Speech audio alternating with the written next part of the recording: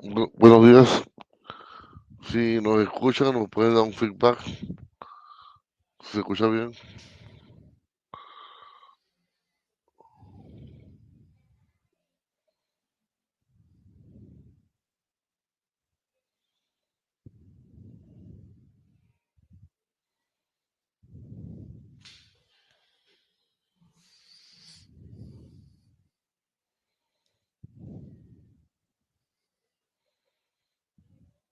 Muchas gracias, César. Gracias por tu comentario. Esperamos unos minutos mientras llegan los demás invitados para comenzar.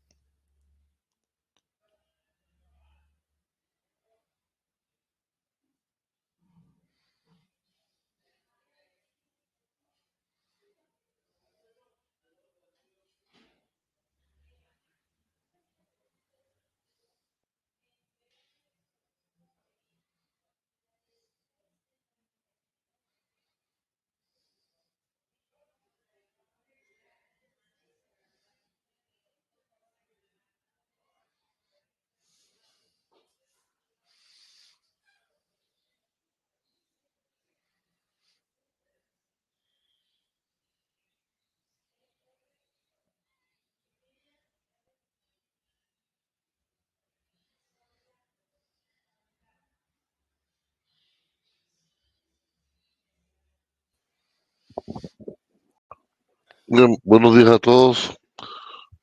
Muchas gracias por atender el webinar de hoy. Hoy estaremos con Microtik, con el ingeniero Luis Aguilar. Cualquier pregunta la puedes colocar en el chat y se responderá al final. Y este video estará siendo colocado luego en nuestro canal de YouTube. Para los que quieran verlo de nuevo, les dejé el link en el chat. Buenos días, Luis. Hola Franklin, buenos días a todos los que nos acompañan hoy. ¿Me escuchan bien? ¿Todos ven la presentación? Sí, perfectamente. Muy bien, entonces vamos a dar comienzo. El webinar del día de hoy está enfocado en las soluciones para el proveedor de servicio de internet inalámbrico con equipos MikroTik. Eso lo llamamos soluciones para WIS, para el WISP. Me presento, mi nombre es Luis Aguilar. Soy trainer certificado de MikroTik desde hace 7 años y bueno, tengo bastante experiencia con la marca. De hecho, estoy trabajando con MikroTik desde el año 2009. Y bueno, los voy a acompañar durante esta hora de duración del webinar. Como mencionó Franklin, este webinar va a ser subido al canal de YouTube de Fornet. Cualquier duda que vaya surgiendo durante el webinar las pueden plantear en el chat y normalmente nosotros al finalizar, bueno, damos respuesta a esas preguntas o a la mayoría de ellas. Entonces, vamos a comenzar rápidamente hablando de lo que es MikroTik. MikroTik es un proveedor de Letonia, es una empresa que está ubicada en Letonia, que nos ofrece soluciones enmarcadas en telecomunicaciones, donde su producto más importante es el software que se llama Routeros. Routeros entonces es el nombre del sistema operativo que nosotros tenemos en funcionamiento en los equipos MikroTik. El hardware de MikroTik, ellos lo llaman Router Board y bueno, hay distintas marcas, hay distintos modelos de equipos. Nosotros acá nos vamos a concentrar en los equipos diseñados para realizar interconexiones inalámbricas. En cuanto a esas capacidades wireless de los equipos MikroTik, podemos decir que ellas están enmarcadas en el estándar 802.11, que es el mismo estándar que se utiliza en Wi-Fi. Pero también tienen un desarrollo propietario, una tecnología que se llama NB2, que bueno, vamos a hablar un poquito de ella más adelante. ¿Qué puedo hacer yo entonces con los equipos MikroTik de nivel inalámbrico? Bueno, puedo configurar mi equipo como punto de acceso, que se conoce como AP, o como cliente inalámbrico, que se conoce como estación, para hacer conexiones punto a punto o punto multipunto.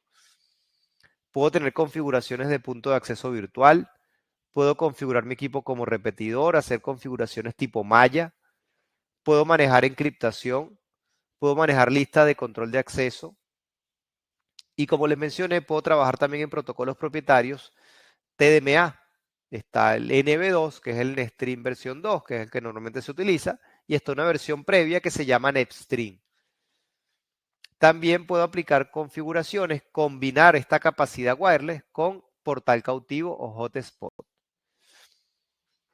Entonces, el 802.11 trabaja en bandas de uso libre. Estamos hablando de las bandas 2.4 y 5 GHz. Y recientemente, la variante 802.11 AD nos permite hacer despliegues en la banda de 60 GHz. En cualquiera de estos escenarios, trabajando en cualquiera de las bandas de uso libre, yo puedo establecer enlaces punto a punto y punto multipunto. ¿Para qué? Para ofrecer servicio de transporte de datos y acceso a Internet a los clientes. Un radioenlace, vamos a definirlo rápidamente. Bueno, es aquel que se establece para transmitir y recibir datos de forma inalámbrica. Es decir, no hay ningún medio físico por donde la señal viaje. En este caso, el medio de propagación de la señal es el espacio libre, es el aire. En ese espacio libre hay señales que son invisibles para nuestros ojos, pero que existen y pueden causar algo que se conoce como interferencia. La interferencia degrada el funcionamiento de los radioenlaces. Es por ello que nosotros siempre hacemos mucho hincapié en todo lo que tiene que ver con los fundamentos de radiofrecuencia, porque son los conceptos básicos necesarios para entender cómo funciona un radioenlace, qué esperar de ese radioenlace dependiendo de las condiciones del espectro. El espectro es la forma como se representan las señales en el espacio libre. Entonces, como les mencioné, con 802.11 y con NB2 puedo establecer radioenlaces punto a punto y punto multipunto. ¿Dónde se utilizan típicamente estos modelos de radioenlaces? ¿Cuándo usar punto a punto y cuándo usar punto multipunto?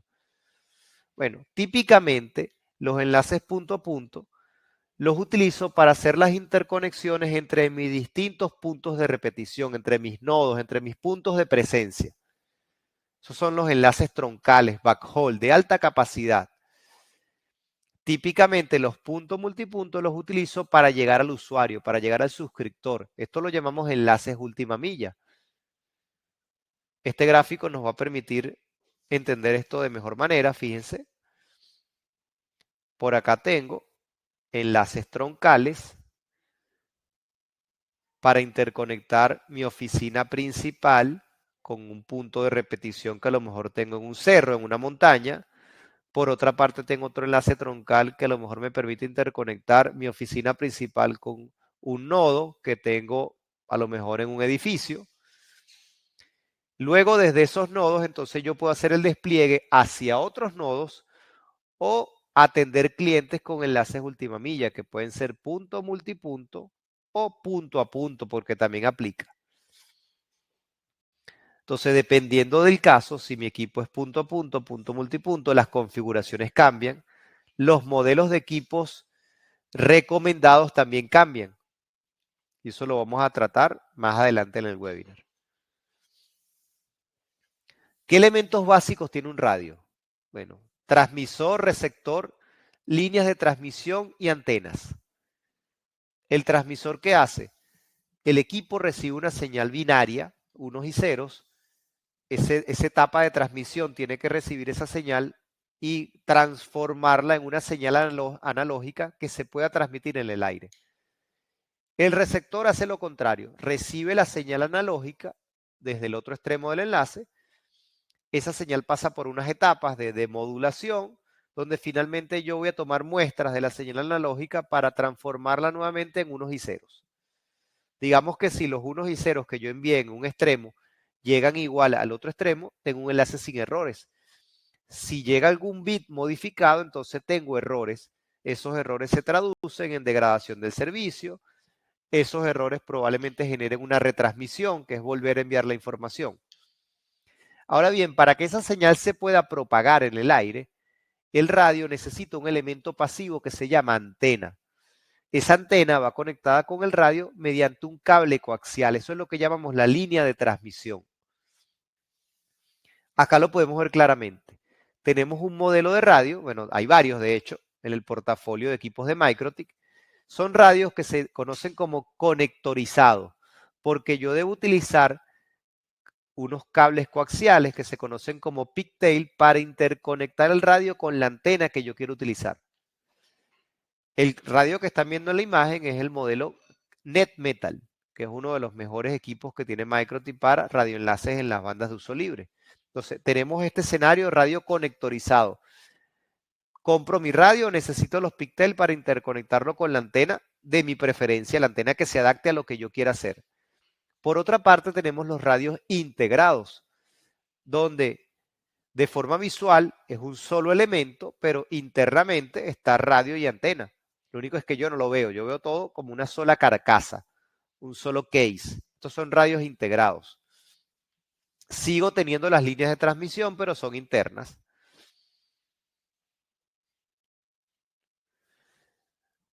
Ok, como vamos a hablar de los fundamentos, tenemos que comenzar con el primer parámetro que nosotros configuramos típicamente en un radioenlace. En este caso, la frecuencia. La frecuencia, que se representa con una forma de onda sinusoidal, es el número de ciclos que se realiza por segundo. Se denomina o se mide en hercios. Por ejemplo, una frecuencia de un radioenlace pudiese ser 2745 megahercios. Relativo a la frecuencia, hay una variable que es bien importante que se llama longitud de onda, que es la distancia que hay entre dos crestas consecutivas de mi señal. La longitud de onda la podemos asociar al ancho del haz de la señal. Frecuencias más bajas, vean el ejemplo, vean la pantalla, 2.4 tiene una longitud de onda de 12.43 centímetros. 5 GHz, que es una frecuencia más alta, tiene una longitud de onda más pequeña, que es un poco más de la mitad. ¿Qué quiere decir esto? Que a medida que la frecuencia va subiendo, por ejemplo, aquí podemos poner 10 gigas,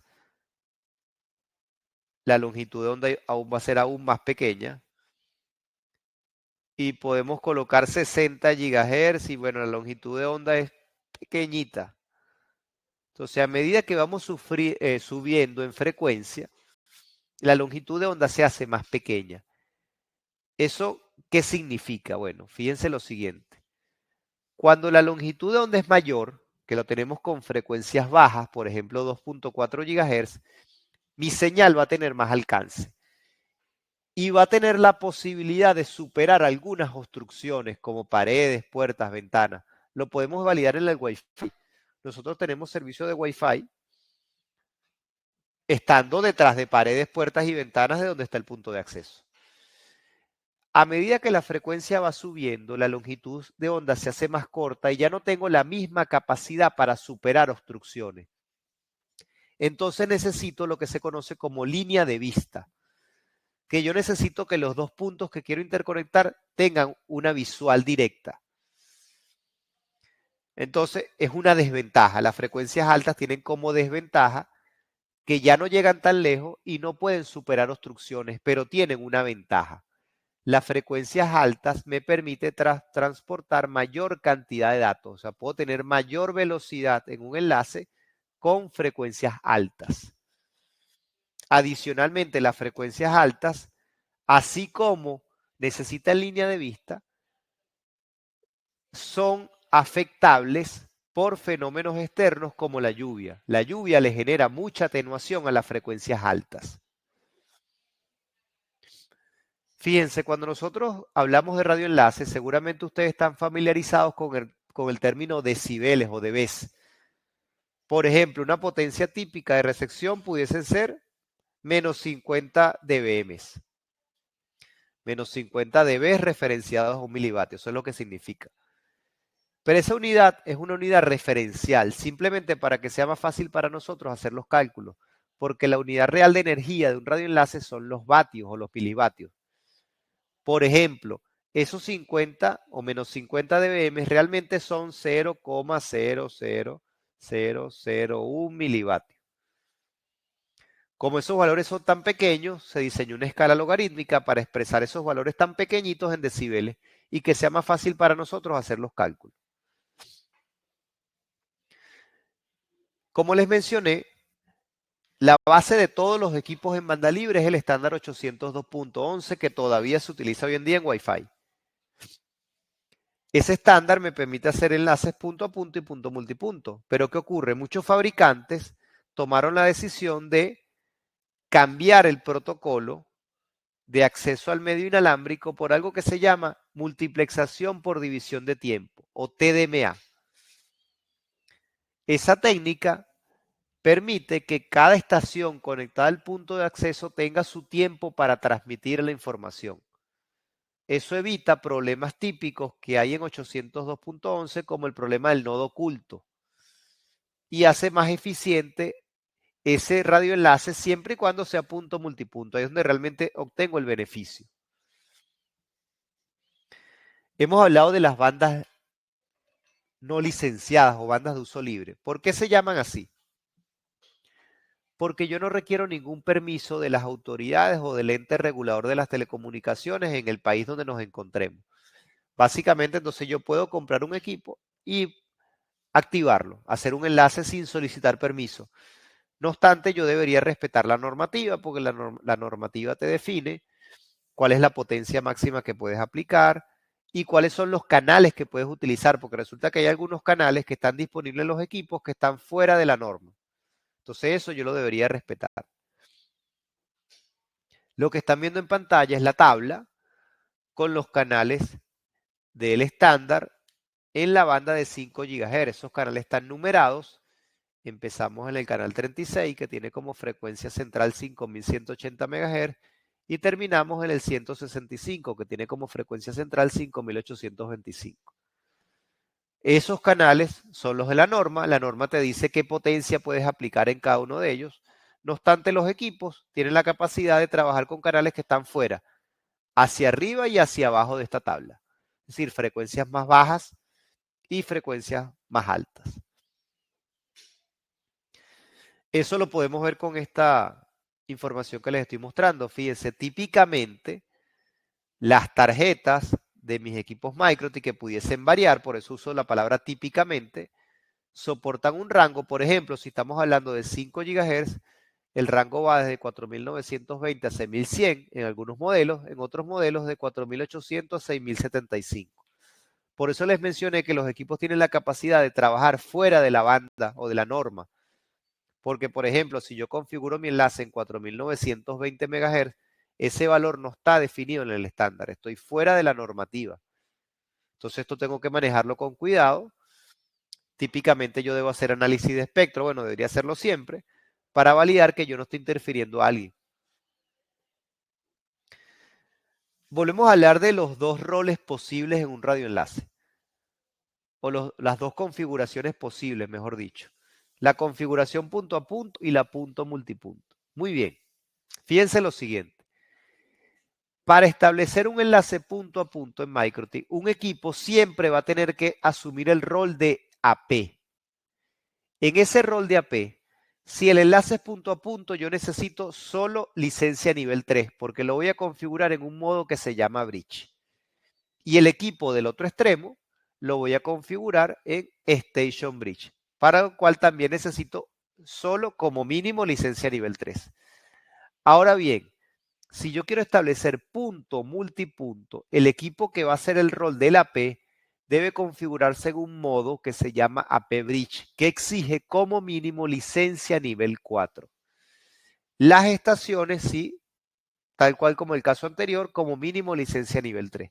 Entonces debo tomar eso en cuenta cuando yo compro un equipo, la licencia con que viene.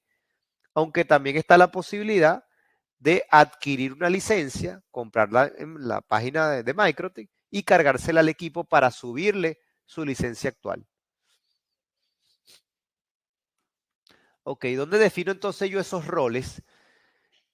En mi radio, voy a la pestaña Wireless, al menú Wireless, perdón, pestaña Wi-Fi Interface, le doy doble clic a la tarjeta inalámbrica, luego me voy a la pestaña Wireless y ahí hay un campo que se llama modo o mode. Ahí defino si mi equipo va a ser AP Bridge o si va a ser Bridge. O si por el contrario va a ser una estación. Todo lo defino en ese campo. Luego viene lo que les mencioné, que es típicamente el primer valor que configuramos, la frecuencia. Ahí me va a desplegar una lista donde están todas las frecuencias que puedo utilizar en el equipo. Yo les recomiendo, para mí es casi que obligatorio antes de seleccionar una frecuencia, hacer un análisis de espectro para validar que la frecuencia que yo quiero utilizar esté disponible y no esté ocupada por otro enlace, porque si no, yo voy a le voy a generar interferencia a ese enlace y ese enlace me va a interferir a mí. Entonces, el mayor problema que tenemos en las bandas de uso libre es la interferencia y muchas veces causada por nosotros mismos. O sea, a veces nos autointerferimos. Fíjense algo, cuando estoy configurando mi equipo estación, hay un campo que se llama ScanList. En ese campo yo defino las posibles frecuencias con que voy a trabajar del lado de la P.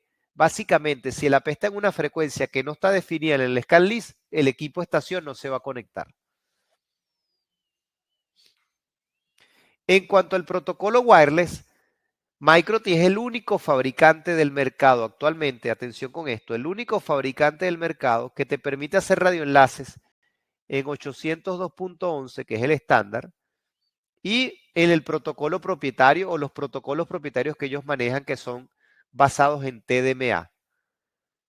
¿Por qué digo que es el único fabricante que lo permite? Porque el resto de fabricantes del mercado solo trabaja en TDMA. MikroTik te permite ambos modos. Entonces, bueno, eso le da una flexibilidad adicional.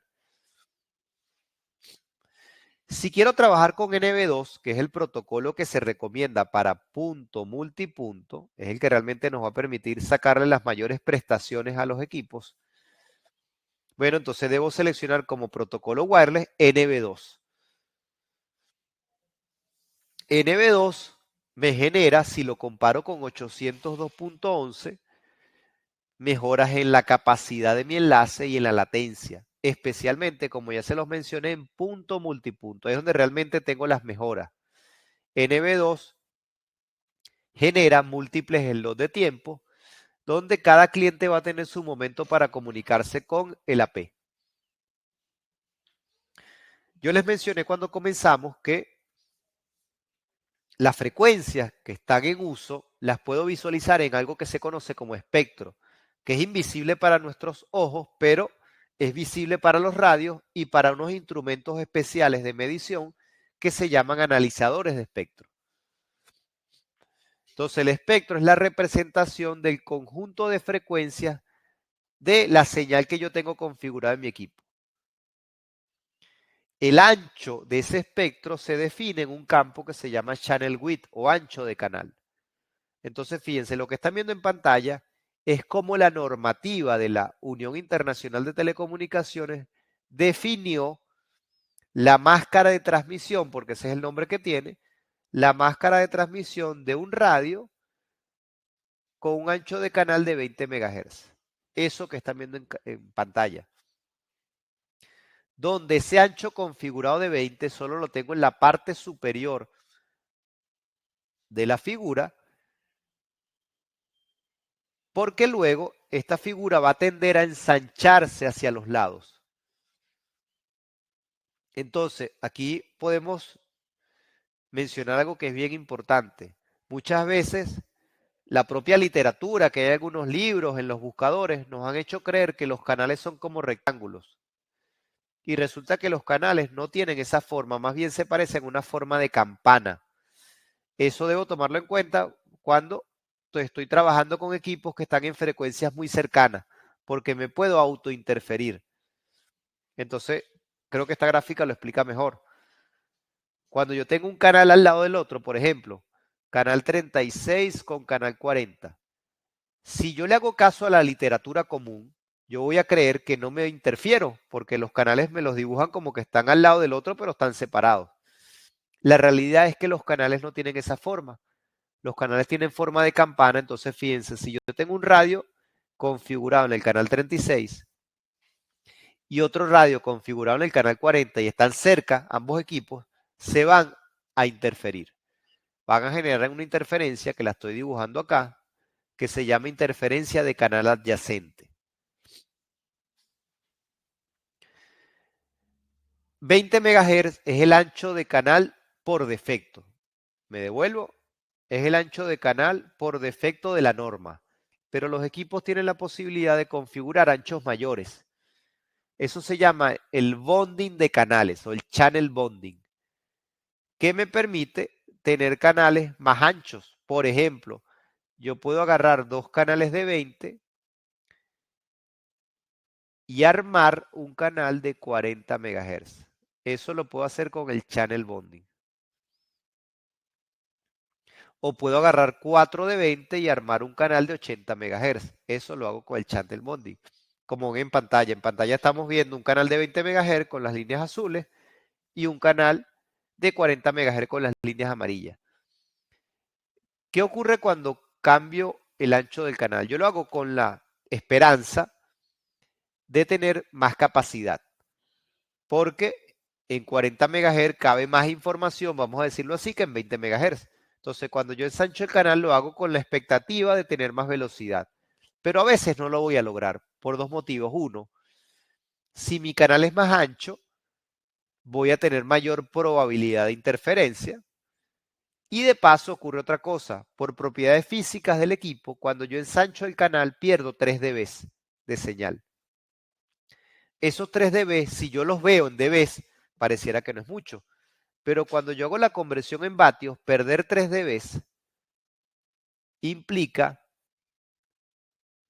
sacrificar la mitad de la potencia, lo cual es muchísimo. Entonces, a veces ensanchamos el canal y el enlace ya no nos funciona bien, porque estamos sacrificando la mitad de la potencia. Entonces, eso hay que tomarlo en cuenta. ¿Dónde se define el ancho del canal? En el campo que se llama channel width. Ahí defino los anchos con que puedo trabajar. Fíjense, por ejemplo, aquí en pantalla están viendo algo que dice 2040 megahertz EC. Y así como tengo EC, tengo CE. ¿Qué significa eso? Bueno, resulta que cuando yo ensancho el canal, por ejemplo, si paso de 20 a 40, el bonding lo que hace es colocarme dos canales de 20, uno al lado del otro. Muy bien. Uno de esos dos canales va a tener ¿qué cosa? Va a transportar las tramas de control que son fundamentales para que el enlace se mantenga activo. Esas tramas de control se llaman beacon. Entonces, uno de las máscaras de transmisión, uno de los canales de 20 va a transportar las tramas beacon más los datos del usuario, lo que llamamos la carga útil, la información que me interesa, datos del usuario. El otro canal solo va a transportar datos del usuario. Entonces, repito, cuando tengo un canal de 40, son dos canales de 20. Uno de 20 tiene tramas beacon más datos del usuario, el otro tiene solo los datos del usuario. ¿Cuál es el más importante? El que tiene las tramas beacon, porque si no hay tramas beacon, el enlace no funciona. Es decir, si yo tengo interferencia y la interferencia interrumpe o modifica las tramas beacon, el enlace, de hecho, se va a caer. Ya no va a estar enganchado, ya no va a estar conectado. Entonces, ¿qué significan estos términos EC, CE? Si es 40 MHz y si es 80, entonces tengo CEE, o puedo tener ECEE, o puedo tener EECE, todas las combinaciones. Yo lo que le estoy diciendo a mi radio es donde yo quiero que esté el canal principal que tiene las tramas beacon y donde quiero que estén los canales adicionales. Eso es lo que significan esas letras. Microtik es el único fabricante del mercado que te permite la posibilidad de modificar esto. Otros equipos de otros fabricantes eso lo hace de forma automática. Aquí nosotros tenemos el control inclusive de esto, de escoger dónde quiero que esté mi canal principal, el más importante, el que tiene las tramas beacon. Yo les mencioné que antes de seleccionar la frecuencia hay que analizar el espectro para ver si el canal que yo quiero utilizar está ocupado o no por otro enlace. Ese análisis lo puedo hacer de dos maneras. Si yo tengo un analizador de espectro standalone, es decir, un equipo aparte para hacer análisis de espectro, lo puedo hacer allí. Pero si no lo tengo, el propio radio tiene herramientas para analizar el espectro. En este caso les voy a hablar de la que se llama Spectral History o histórico espectral. Esta herramienta, cuando yo la ejecuto, yo debo definir un rango que quiero evaluar. Por ejemplo, quiero evaluar de 5000 MHz a 6000 MHz, que es lo mismo, quiero evaluar desde 5 GB hasta 6 GB. Después que yo defino el rango y ejecuto el comando, porque esta herramienta se activa mediante la consola de comandos en Microtik, ella me va a hacer una representación por colores, donde los colores más intensos, llámese gris, rojo y amarillo, significa presencia de señales. Los colores más oscuros como verde, azul y negro significa que ahí no hay tanta presencia de señales. Entonces, ¿qué quiero yo? Cuando yo utilizo la herramienta, yo voy a buscar especialmente los valores que estén en azul y negro. Eso me dice que son espacios que están disponibles. Entonces yo pudiese configurar mi radio en frecuencias que estén en ese espacio. ¿Qué no debería hacer yo si veo una franja roja o amarillo o amarilla? Configurar mi radio en frecuencias que estén en esa franja porque voy a interferir a alguien y ese alguien me va a interferir a mí. Otro paso obligatorio antes de nosotros hacer la implementación de un radioenlace es validar su factibilidad. La factibilidad parte por unos puntos que se los voy a mencionar rápidamente. El primero y el más importante es saber cuántos megas necesito. ¿Por qué yo necesito saber eso? Porque dependiendo de los megas que yo necesite, la configuración de mi enlace va a cambiar. Es decir, todos los enlaces no se configuran igual. Ustedes cuando salen a la calle, en el país donde se encuentren, si tienen estaciones muy marcadas, es decir, tienen invierno, sobre todo invierno y verano, que son las más diferentes, les pregunto algo aunque yo sé la respuesta. Ustedes salen vestidos igual. Cuando es verano, ustedes salen con mucha ropa encima, no, ¿verdad? Cuando es invierno, todo lo contrario. Cuando es invierno, ustedes salen con poca ropa o van a salir a la calle sin camisa. No lo hacen, ¿verdad? Entonces, dependiendo de la estación, ustedes se visten diferente. Los radios tienen la misma lógica. Dependiendo del ancho de banda que yo quiera transportar en el equipo, lo configuro diferente.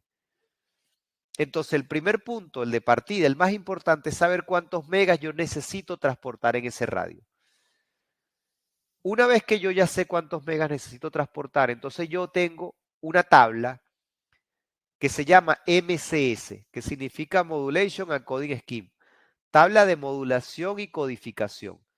Resulta que los radios, y esto aplica para cualquier fabricante, las velocidades están asociadas a tasas de modulación. Tasas de modulación bajas significan baja velocidad en el radioenlace. Tasa de modulación alta significa alta velocidad en el radioenlace.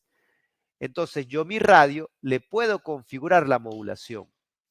Si yo necesito un enlace para transportar solo 3 megas, yo lo puedo configurar en una modulación baja. Pero si necesito mi radioenlace para transportar 200 megas, necesito utilizar modulaciones altas. Alguno de ustedes pudiese preguntar, Luis, ¿y por qué no dejas tu radio ya en la modulación alta y listo? Da igual si vas a transportar muchos o pocos megas. La respuesta es la siguiente. Cuando un radio lo configuro en alta modulación, es más susceptible a la interferencia. Entonces yo solo debo usar las configuraciones de alta modulación cuando las necesito, porque si no tengo un enlace que va a ser más débil, más fácil de afectar. Adicionalmente, cuando yo sé la modulación que quiero utilizar, yo me voy a ir a la página web de Microti, voy a descargar la hoja técnica del equipo y esa hoja técnica me va a decir cuál es el valor mínimo de señal que mi enlace necesita para trabajar en esa determinada modulación. Se los digo con un ejemplo. Si ustedes quieren establecer un radioenlace para transportar 1 mega, lo pueden hacer en una modulación baja. Una modulación baja no necesita mucho nivel de señal, es decir, ese enlace puede quedar con valores de menos 85, por decirle algo, y va a funcionar bien. Todo lo contrario, si quieren un enlace para transportar 300 megas, necesitan la modulación más alta y esa modulación más alta exige como mínimo valor de señal menos 65. Entonces noten la diferencia tan marcada. Por eso es que necesito saber cuántos megas tiene el enlace para seleccionar la modulación y validar en la hoja técnica cuál es mi mínimo valor de señal para esa modulación. Entonces lo que están viendo en pantalla es un ejemplo, fíjense. Aquí nos piden que necesitamos atender a un cliente que requiere 30 megas de capacidad real. Imagínense que ustedes están proveyendo servicio y tienen un cliente que les contrató un plan de 30 megas. Ese es su requerimiento. Muy bien. ¿Qué voy a hacer yo? Me voy a la página MCS Index y voy a buscar una modulación que me permita alcanzar esos 30 megas, entendiendo algo. Esta tabla, MCS Index, me muestra las velocidades en algo que se conoce como data array. Data array podemos decir que es todo lo que viaja en el aire. Pero si ese todo lo que viaja en el aire, yo le quito las cabeceras, que son las tramas de control, las beacon, lo que me queda es la velocidad percibible por el usuario. Dicho de otra manera, si yo selecciono la modulación más alta de esta tabla, de este ejemplo, que es la MCS7, que utiliza 64 QAM con una codificación de 5 sextos, me dice, por ejemplo, que el máximo data array es de 65 megas. Esos 65 megas no los va a percibir el usuario.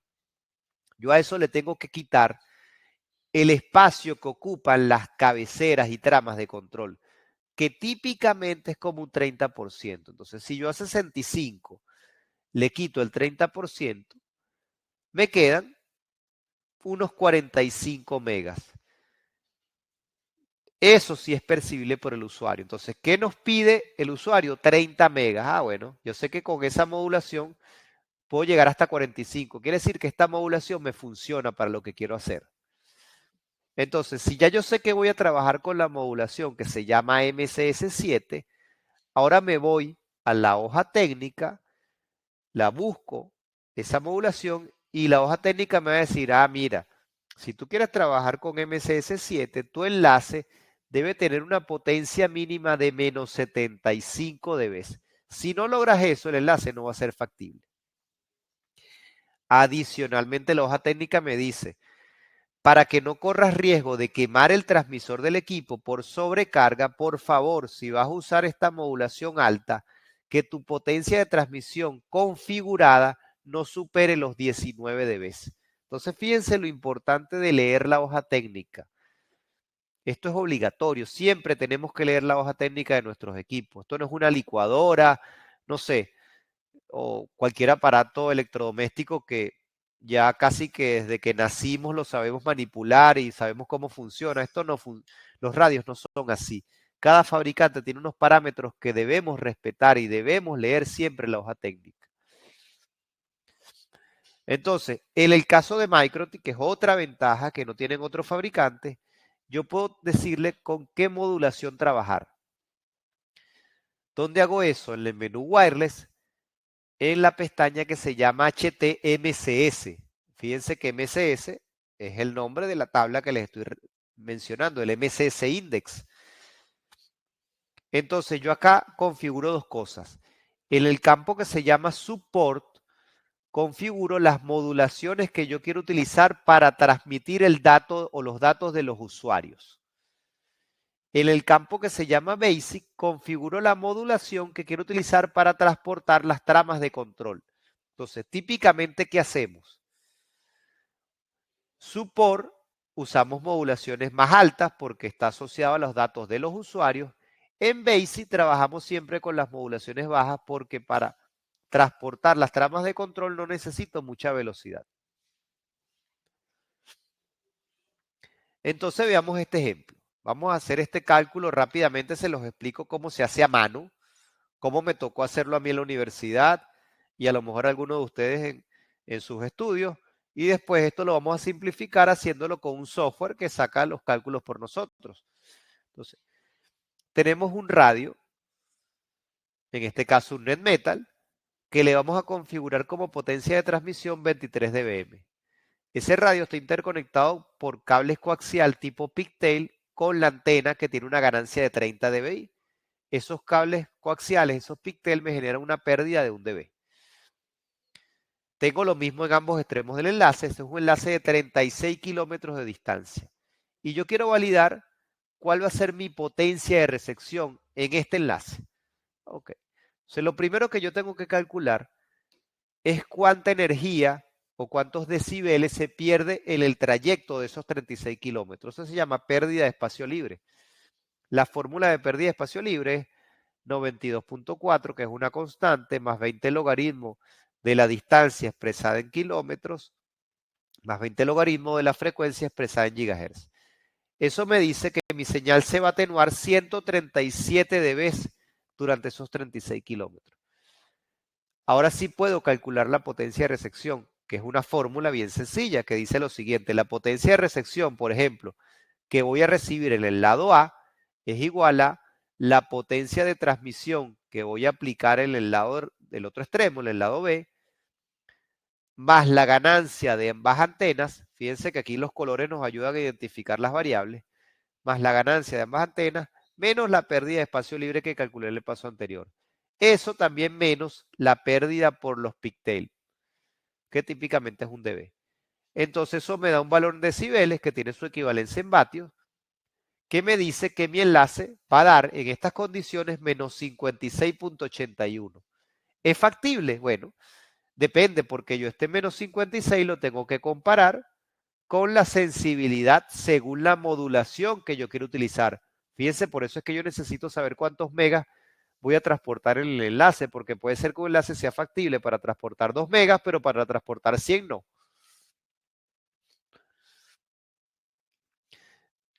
Hacemos otro ejemplo rápidamente. Ahora vamos a hacer un enlace bien corto con los equipos SXT, SQ Lite. Seguramente los conocen, son los equipos pequeñitos, que son como un cuadradito.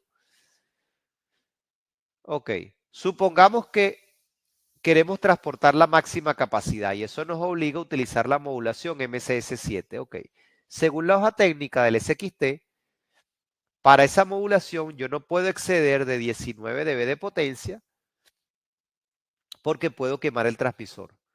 Y la sensibilidad para esa modulación, según el fabricante, es de menos 75, que está por acá anotado. Ok. Entonces, es un enlace corto de 1.2 kilómetros y voy a trabajar en la frecuencia 5875 MHz. Ok, hago mi cálculo como se los expliqué. La diferencia es que aquí no hay pérdida en cables porque la antena es integrada. Ese cálculo me da menos 58. El enlace factible, bueno, ¿qué hago yo? Voy a comparar mi menos 58 con la sensibilidad. Si estoy por encima es factible. Y estoy efectivamente por encima, estoy 16 dB por encima. Entonces mi enlace en este aspecto es factible. Pero falta otra variable que es fundamental, con la cual tienen que comparar su nivel de señal. Y es con el piso de ruido. Ese piso de ruido no lo puedes calcular, tienes que medirlo en sitio, con el mismo equipo, con un analizador de espectro, con un medidor de ruido, pero tienes que medirlo en sitio. En este ejemplo, el piso de ruido es menos 93. Entonces, tu señal está cuántos dB por encima del piso de ruido, tu señal teórica. Está 34 dB por encima. Esa diferencia se llama signal to noise ratio, relación señal a ruido. Y yo quiero que ese valor sea lo más grande posible. Por encima de 30 es buenísimo. Y en este caso, en este ejemplo, estamos perfectos porque estoy en 34, estoy por encima de 30. Entonces el enlace, ahora sí puedo decir que de forma teórica el enlace es factible. Esta tabla que están viendo acá es una tabla genérica, pero nos permite entender lo que les estoy diciendo, la importancia de la relación señal-ruido. Fíjense esta tabla. Yo estoy buscando acá, voy a trabajar con la modulación MSS7 en un radioenlace en el estándar 802.11n con un ancho de canal de 20 MHz. ¿Qué me dice esta tabla? Que para que mi radio pueda soportar esa modulación, mi relación señal a ruido mínimo debe ser de 25. Y si quiero utilizar modulaciones más altas o anchos de canal más altos, necesito mejores relación señal a ruido. Por eso les dije que siempre debemos tratar de que nuestra relación señal a ruido siempre esté por encima de 30. Y eso lo logro en el caso de punto multipunto, tratando de que los clientes estén más cercanos de la P. Esa es la única manera realmente de lograr eso. Todos esos cálculos que les expliqué no hay que hacerlos a mano porque hay simuladores de radioenlaces, se conocen como Link Budget. Microtik tiene su propio simulador, acá están viendo el link. Ese simulador me permite estimar la potencia de recepción y yo hago la comparación igual con el piso de ruido y la sensibilidad, pero me ahorro el tiempo de no tener que hacer los cálculos a mano. No se les olvide, más allá de que teóricamente sea factible, yo tengo que validar la factibilidad en campo, tengo que medir el piso de ruido y tengo que ver si hay espacios disponibles en el espectro. Porque si no los hay, por más de que el papel me dé factible, el enlace no va a funcionar porque voy a interferir a alguien y ese alguien me va a interferir a mí. Esto se los mencioné hace un instante. Cuando yo tengo dos radioenlaces que están uno en el canal 36 y otro en el canal 40, se van a autointerferir porque están muy cerca y se van a generar interferencia de canal adyacente. Les mencioné también que el piso de ruido lo podemos medir con el propio equipo, sí. Cuando yo tengo un enlace con Microtik, yo me voy a la pestaña de Registration y me dice los datos de ese enlace. Entre otras cosas, fíjense que me da la relación señal a ruido. ¿Qué les dije yo? Que yo quiero que este valor sea lo más grande posible, recomendado por encima de 30. Entonces, estos son los parámetros que debo monitorear. Debo monitorear nivel de señal, debo monitorear relación señal a ruido y debo monitorear algo que se llama CCQ. CCQ es el porcentaje de tramas retransmitidas. Dicho de otra manera, si yo tengo un CCQ de 95%, que es buenísimo, lo que significa es que 5% de las tramas se están retransmitiendo por interferencia o por una mala relación señal-ruido. En banda libre, cualquier CCQ por encima de 90 es muy bueno. Muy bien, vamos a hablar entonces del elemento pasivo que me permite propagar mi señal en el espacio libre. Se llama antena. La antena tiene una información que debe estar en la hoja técnica que se llama el patrón de radiación, que nos dice en qué sentido la antena va a propagar la mayor cantidad de energía y por ahí mismo también va a recibir la mayor cantidad de energía. Acuérdense que las antenas transmiten y reciben.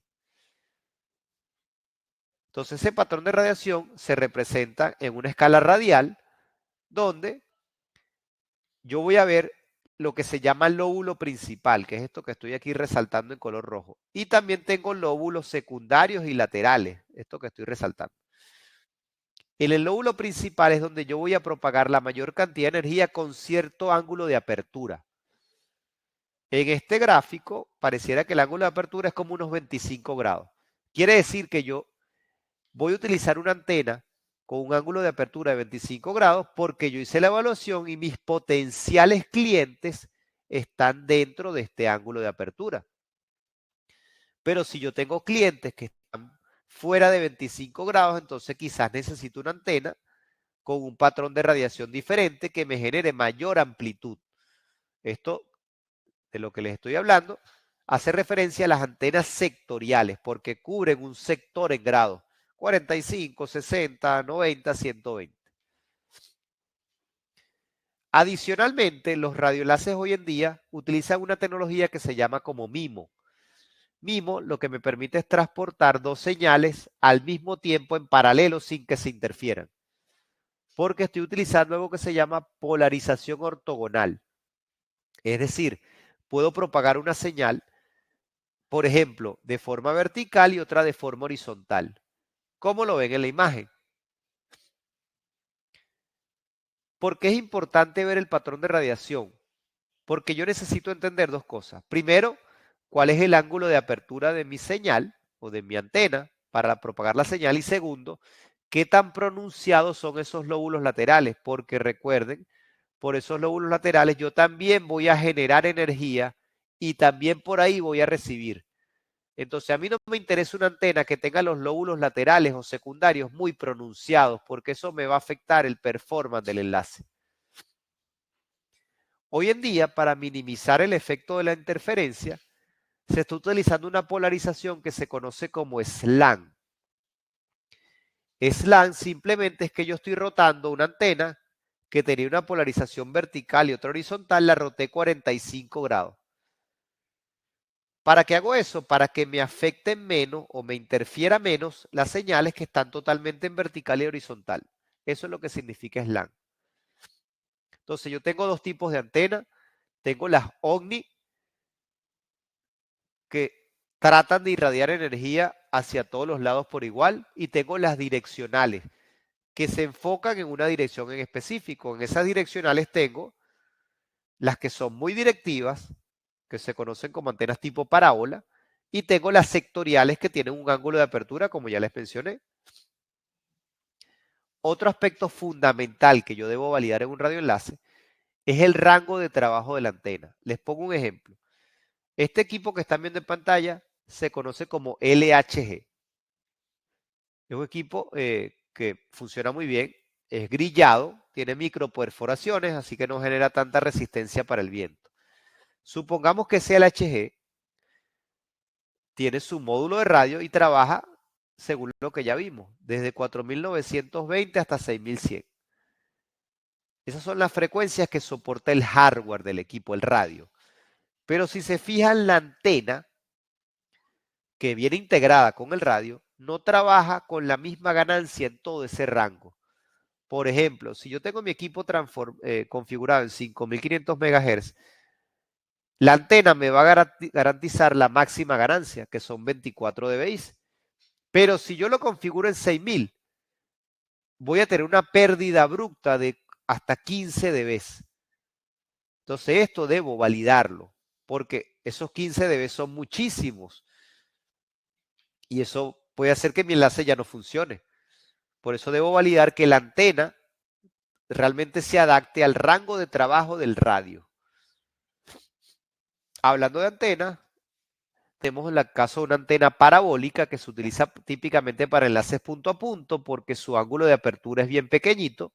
Esta es la antena MAN 30 y su nombre nos dice de una vez los dBi de ganancia que tiene, 30 dBi. Fíjense que el ángulo de apertura es más o menos de 2.5 grados, o sea que es bien pequeñito el ángulo de apertura porque es una antena directiva para enfocarnos del punto A al punto B, para un enlace punto a punto. Tiene otra ventaja que puedes utilizar la polarización tradicional vertical y vertical, vertical y horizontal, o también la puedes rotar para usar la polarización SLAM. Tenemos una antena que se usa para enlaces punto multipunto, es una antena sectorial, es la MANBOX, que tiene un ángulo de apertura de 120 grados. Entonces, se utiliza para enlaces punto multipunto para colocarla como antena de la P, del punto de acceso. Tenemos la QRT5, que es un radio con antena integrada, pero fíjense que el patrón de radiación parece como sectorial. Entonces lo puedo utilizar también para punto a punto o para que sea la P de un sistema punto multipunto donde no tengo muchos clientes. Vamos a decir un micronodo, un nodo pequeño. Muy bien, vamos a hablar de los radios, lo que son los router board, para que sea la P de un punto a punto. Empezamos por el NetMetal, es el radio más robusto que tiene Microtip para enlaces punto a punto y bueno, también sirve para punto multipunto. Es un equipo con un CPU bien poderoso que me permite establecer conexiones de alta capacidad en la banda de 5 GHz. Es un equipo que está reforzado con una cubierta metálica, lo hace mejor o le da inmunidad a la interferencia electromagnética que pudiese haber en los sitios. Tenemos el hermano menor del NetMetal, que es el Basebox, que tiene unas prestaciones similares, un poco menores, pero la carcasa es plástica, entonces no va a ser tan bueno si en el sitio donde se está instalando hay mucha interferencia electromagnética.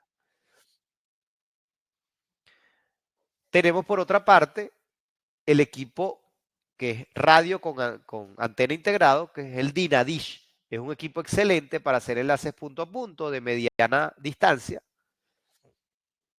Es un equipo también con un CPU bien poderoso, con una antena de 25 dBi y una apertura que no es tan grande, de 8 grados. Quiere decir que funciona muy bien para enlaces punto a punto.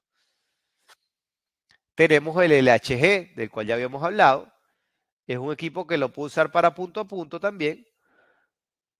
Es un equipo con una de las mejores relaciones costo-beneficio. Un equipo muy bueno a un costo bastante competitivo.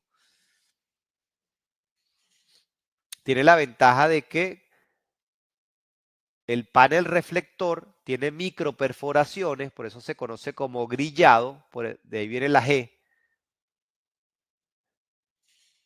que me ayuda cuando tengo instalado el equipo en una torre o en un mástil donde hay mucho viento. Como tiene microperforaciones, no hace tanta resistencia al viento. Entonces aquí tenemos una tabla simplemente referencial de qué distancias pueden alcanzar a máxima capacidad, máxima modulación, si hacen enlaces punto a punto con los tres modelos de LHG.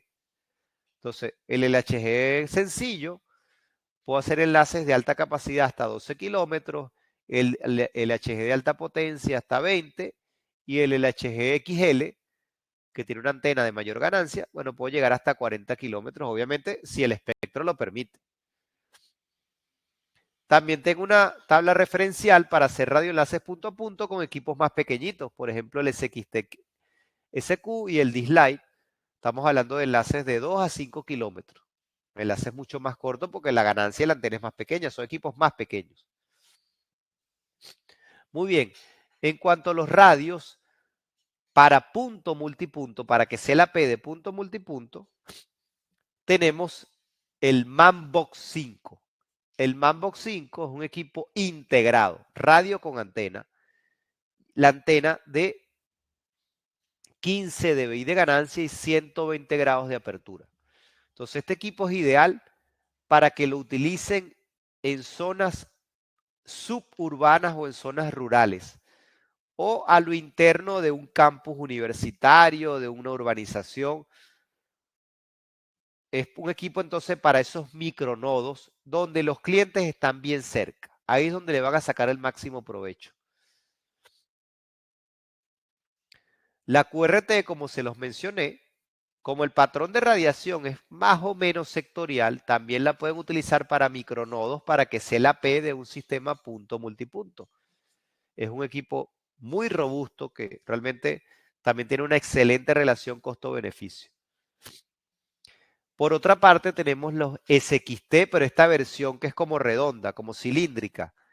Este modelo en particular que están viendo en pantalla es un modelo diseñado para que sea la P de un punto multipunto, también de un nodo pequeño, un nodo con pocos usuarios que están bien cerca del punto de acceso.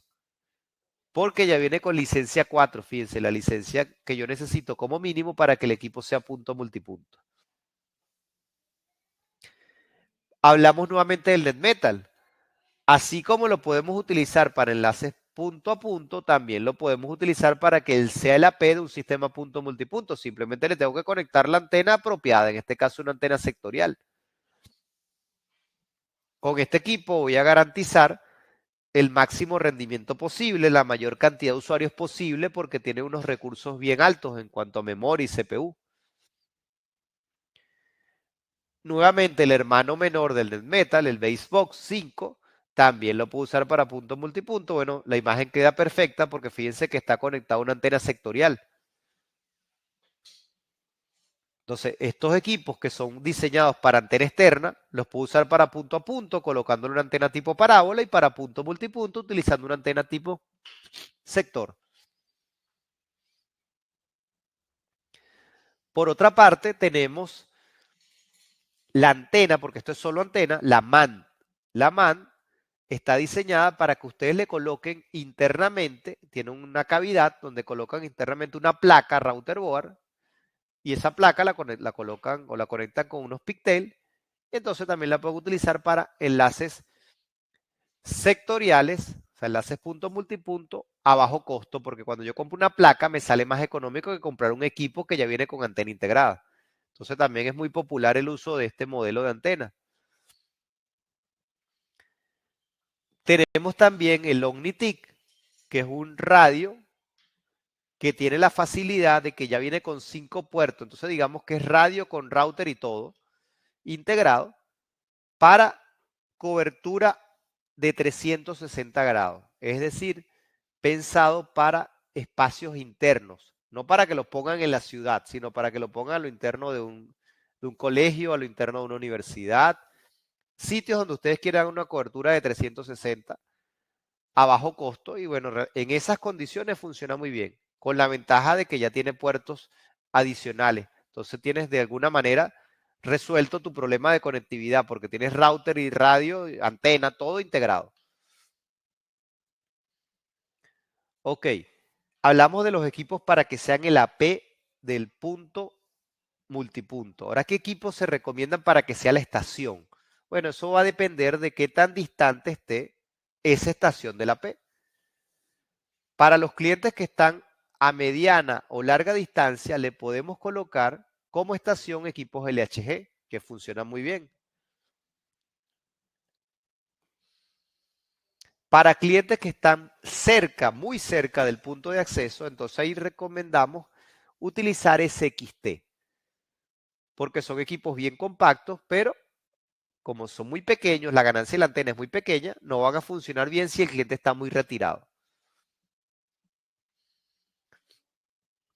Para clientes que están, vamos a decir, en un punto medio o un poco más cerca que lejos, vamos a decir, o sea, un poco más adelante de la mitad, podemos usar los Dislike, que no tienen la misma ganancia que un LHG, tienen menos, pero tienen más ganancia que las SXT. Entonces son clientes, supongamos que si tengo el cliente más lejano, 10 kilómetros, puedo utilizarle el dislike para los clientes que están a 3 kilómetros. Es un equipo también bien compacto, que funciona muy bien para esos clientes que están a 3, 4 kilómetros del punto de acceso. Otra opción que es muy popular es el LDF.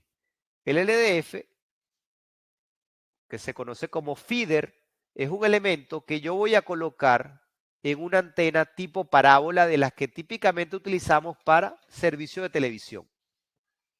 Es decir, si yo compro el LDF, no tengo que comprar la antena porque voy a reutilizar mi antena de televisión, que a lo mejor la tengo en desuso, porque ahora tengo IPTV, ya no utilizo ese tipo de antena. Bueno, la puedo reutilizar y en conjunto armar una antena que me va a permitir alcanzar unas distancias bien interesantes. Estamos hablando de que si se la coloca un cliente, pueden ser clientes que estén a 15 kilómetros. Y es una solución a bajo costo porque solo tengo que adquirir el feeder. Porque ya estoy partiendo del principio de que la antena ya la tenía en desuso en un servicio de televisión satelital. Muy bien. Entonces, acá tenemos un resumen de lo que es un despliegue punto multipunto. Fíjense, lo que quisimos resaltar es que los equipos más cerca de la P los podemos atender con SXT o Dislike, los equipos más lejanos o los clientes más lejanos con LHG, con el LDF que les acabo de mostrar, con Dynadish, porque necesito antenas de mayor ganancia. Tienen a mano derecha de la imagen una tabla referencial que nos dice a qué distancia pudiesen estar los clientes dependiendo del modelo de radio, partiendo de que tengo como AP una antena sectorial de 19 dBi de ganancia. Entonces, fíjense, por ejemplo, si el cliente está con LHG, la distancia máxima recomendada para tener la máxima capacidad son 8 kilómetros. Si el cliente tiene Dynadish, también estamos hablando de 8 kilómetros. Si el cliente tiene QRT, bueno, estamos hablando de un poco menos de 8 kilómetros y ahí varía. En línea general, si ustedes quieren tener una buena relación señal-ruido para que todo su sistema funcione bien, en punto multipunto no deberían tener clientes más allá de 10 kilómetros, exagerando. Si tienen clientes que están muy lejos, la recomendación es que hagan el despliegue de un nuevo nodo para que desde ese nodo atiendan a esos clientes. Esa es la recomendación. Entonces, con esto damos final al webinar por el día de hoy. Franklin, amigos que nos acompañaron, no sé si hay alguna pregunta. Sí, creo que Malvin tiene uno. Adelante. Dice, pero coincide la frecuencia satelital con la banda libre. No coincide, pero realmente el elemento que genera la radiación o la irradiación de la señal es el LDF. El plato satelital es solo un elemento reflector. Entonces no va a haber problema porque el feeder, el LDF, sí trabaja en la banda correcta. Ok, por los momentos no hay más preguntas. Si alguien tiene algunas, la puede escribir ahora. O se la envía, nos la envía y luego se la envía por correo. Muy bien, recuerden que este webinar va a estar en el canal de YouTube, cosa que si lo quieren ver con más detenimiento, bueno, van a tener la posibilidad de hacerlo. Si hay algo que necesitan a lo mejor verlo con más calma. Ok, bueno, muchas gracias a todos. Muchas gracias, Luis. Vale, Franklin, gracias a ti. Saludos a todos los que nos acompañaron hoy. Que estén muy bien. Hasta luego. Hasta luego.